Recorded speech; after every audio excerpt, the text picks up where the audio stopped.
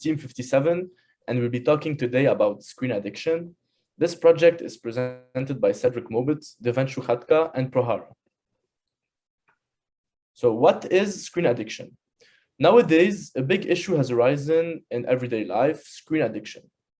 Screen addiction is very serious for children and young people, but also adults suffer from it.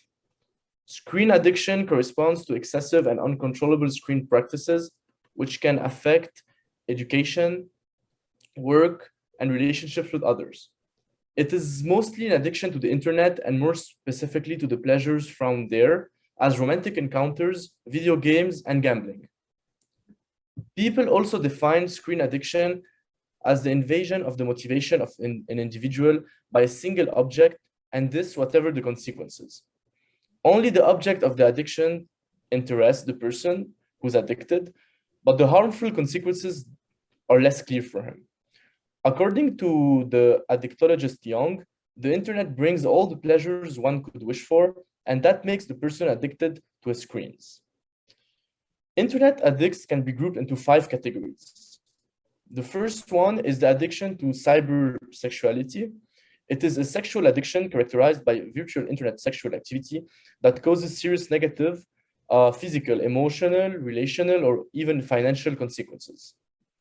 Addiction to the interactive aspect of the internet is the second group.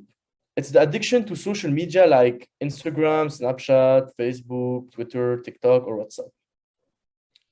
We also find monetary dependence, which is characterized by the addiction of studying closely how capitalist money empowers or enriches some, but also weakens or impoverishes others in the forms of currencies and credit debt relations. The fourth group is the information addiction. It's an impulse control disorder that involves the obsessive use of websites and social media to obtain new information and stay updated. Finally, we find the addiction to computer and online games. It's a compulsive and uncontrolled use of video games in a way that it causes problems in other areas of the person's life. So we can find some benchmarks to identify screen addictions. We have to be vigilant in the presence of the following symptoms similar to those seen in most addictions. For instance, an inability to control the time spent in front of the screen with the urge to spend more and more because this is the place where the person feels best, or an attitude of denial when a loved one points out that you're spending a lot of time in these activities are important signs of screen addictions. Moreover, when someone is addicted, a feeling of emptiness or depression when he's far from screens, or even the aggressiveness in the event that it is impossible to access screens or the networks, are feelings an addicted would be affected by. Furthermore, an absence of interest in any other activity, including occupations that are usually appreciated by others, like time spent with family or friends, is an important sign of addiction. This situation can cause academic or professional difficulties and is one of the most famous signs of screen addiction. Finally, a person that suffers from screen addiction usually escapes relationships and responsibilities. Screen addiction has become a major area of concern in the current world. It has seen tremendous growth during the pandemic and has become highly common among teenagers and adults as well. There has been a growing dependence on technology and the usage of smartphones, which is so clearly illustrated by the numbers. There will almost be 3.8 billion smartphone users in 2021, and this number is only expected to grow exponentially.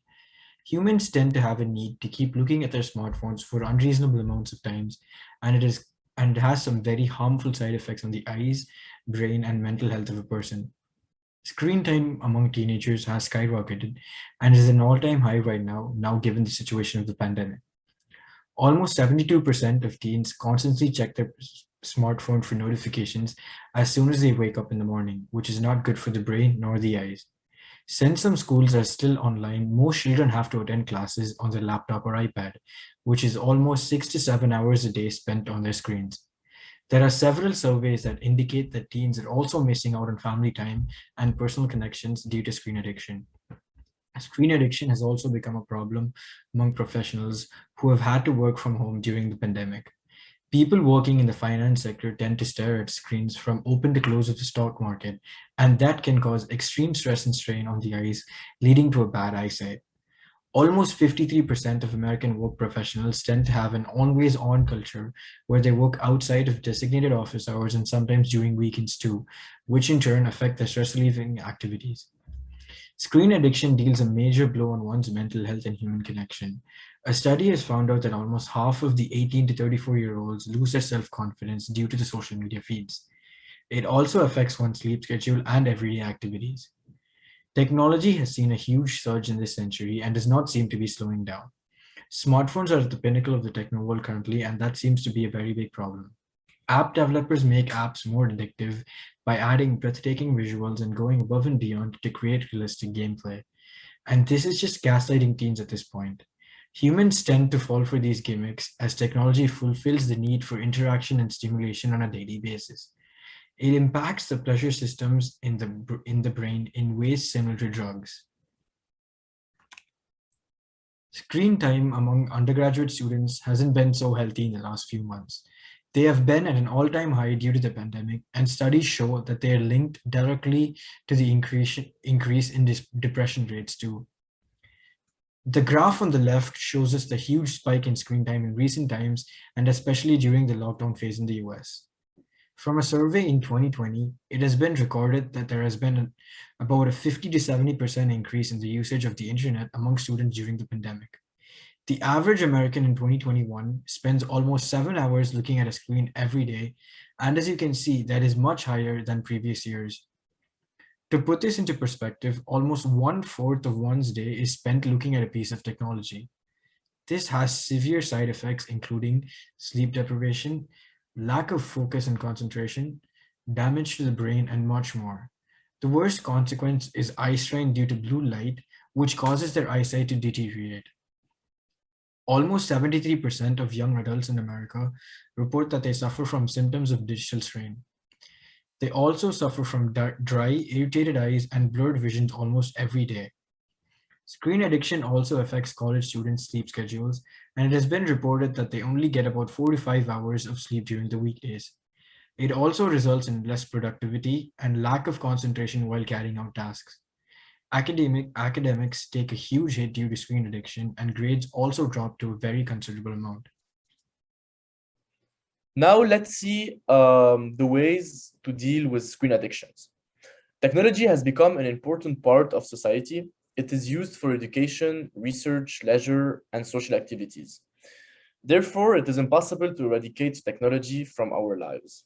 However, because technology has become dangerous for every generation, it is important to limit the use of screens. There are multiple ways, technological and non-technological, to limit the use of screens and limit the number of screen addicts. One of the ways is to turn off all notifications. Notifications catch people's attention and do not let them concentrate on something else. People become used to waiting for messages that distract them.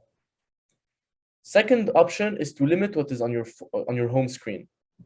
By keeping only important application on your home screen and not seeing useless application right away will make them less likely to be used. And therefore, your chances to become addicted to some applications decrease. Moreover, it is important to never sleep in the same bedroom as your smartphones or laptops. It is well known that sleeping with your phone distracts you during the night, and you're less likely to fall asleep. Furthermore, setting up strict time limits to use the internet by turning off the router during specific time intervals help a lot. You won't be able to use the Wi-Fi at some point during the day, which will limit your use of your smartphones. Finally, you can also practice outdoor activities, meditation, like yoga, instead of using smartphones or tablets to decompress. So I'm going to be talking about why Instagram is so addictive in nature. So why is screen addiction so common? Is it connected to social media? Research shows that social media is linked to anxiety, depression, and sleep disruption. One of the main reasons for screen addiction in most users. So what is the reason behind this? Simple answer is dopamine. Dopamine is a natural feel-good chemical that is released in our brain that makes us feel the emotion of happiness. This addictive nature of scrolling through Instagram and other social media apps simulate the feeling of social interactions through likes and comments. which causes dopamine to be released. With little or no effort, the brain releases more dopamine than it would in an actual real-life situation. This is what makes Instagram and other social media platforms so addictive in nature. However, the more we activate the release of dopamine, the less and less pleasure we get. And this causes us to get into a dopamine deficit, which makes us unhappy and is linked to the user getting uh, depression and even affecting the mental health. It also affects and changes the general threshold for the amount of dopamine that is needed to be released for us to feel happy, which affects our mental health. This is one of the reasons apps like Instagram are so addictive in nature. Another reason why Instagram is addictive in nature is because it causes a type of social anxiety called the fear of missing out, or FOMO. The story feature on Instagram mainly causes this, as it causes the Instagram user to be extremely anxious and have the fear of missing out on social interactions with people, or the people forgetting about them as they are not present. It causes users to constantly be in the need to check stories or what other people are doing on social media to ensure that they are not missing out on anything. In order to make Instagram less addictive, um, so in order to make Instagram less addictive, me and my team came up with 4 features. We'll be talking about the screen time limit, Instagram custom made notifications, the point system, and then I will show you the wireframes for each one. So starting with screen time limit, the by introducing screen time limit within the app. While signing into Instagram, the app should create a screen time limit by analyzing their login credentials, such as age and gender. It should also allow the user to custom make a screen time limit according to what they prefer. So the users can set a certain amount of time they want to be on the app, and once their time is up, the user is logged off. Second, getting notifications from Instagram. One thing we noticed on the is that people keep scrolling without actually knowing how long they have been on the app.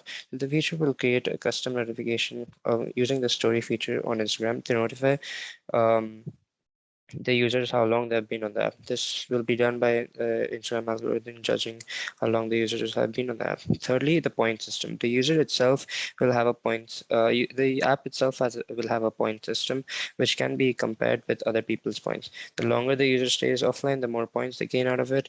The system basically replicates the positive reinforcement by offering a reward system to make the user feel good when they spend less time on the app. This will encourage the users to compare and compete with their friends to see who gets the highest points.